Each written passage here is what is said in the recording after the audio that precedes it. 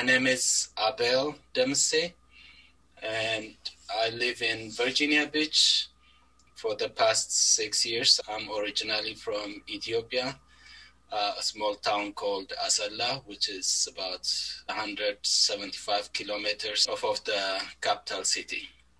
Right now, I'm working with Canon, an international company which works with cameras, printers, medical equipments. I'm working with them as a tech support. What brought me is my wife, my other half, my better half. It was really a good life. I finished my first degree in computer science and information systems.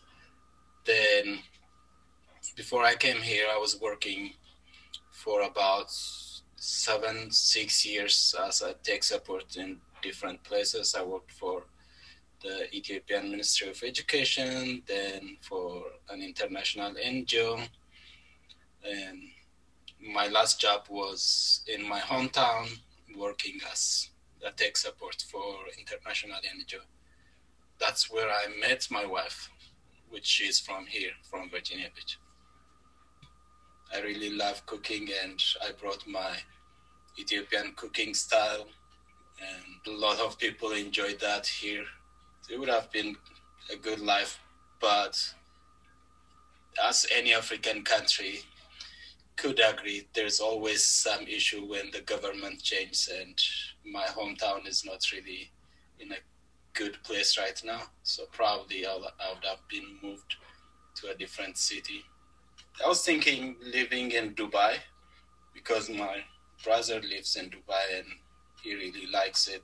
I was expecting that nobody will consider my first degree as a valuable thing, and I was expecting I have to start from scratch.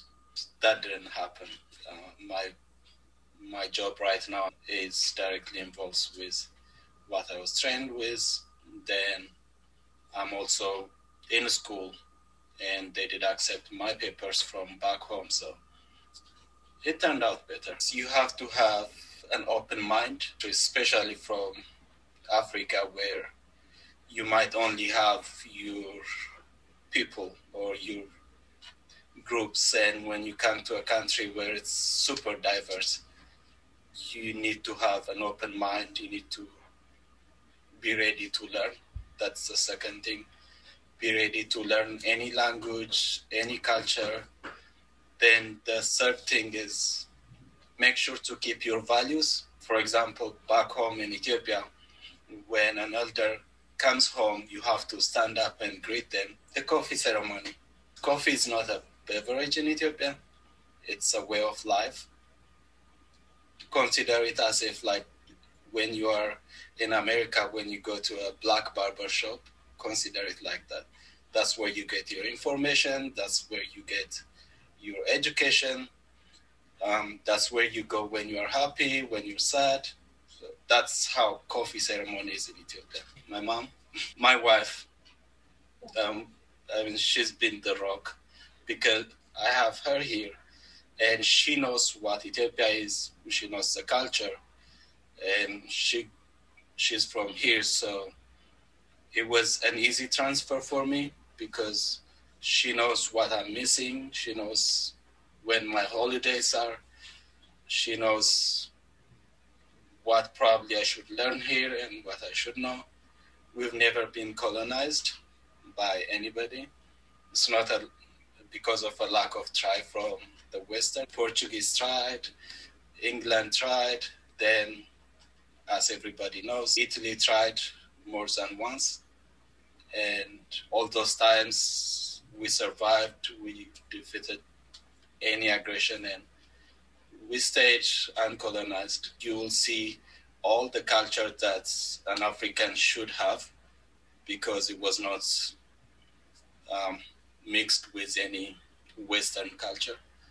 Coffee was found in Ethiopia, and with the first to have coffee, shepherd by the name Kaldi found coffee for the first time in 14th century or so.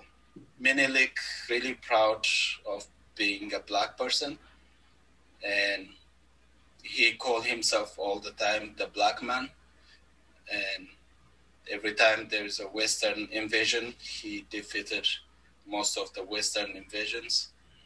And at the same time, he tried to make Ethiopia a modern country. He didn't like just defeat Western and close the door. He was actually taking whatever the Western brought. He was actually implementing that. He was the first to install trains, install a capital city, but at the same time, he was really proud being an Ethiopian and especially being Black.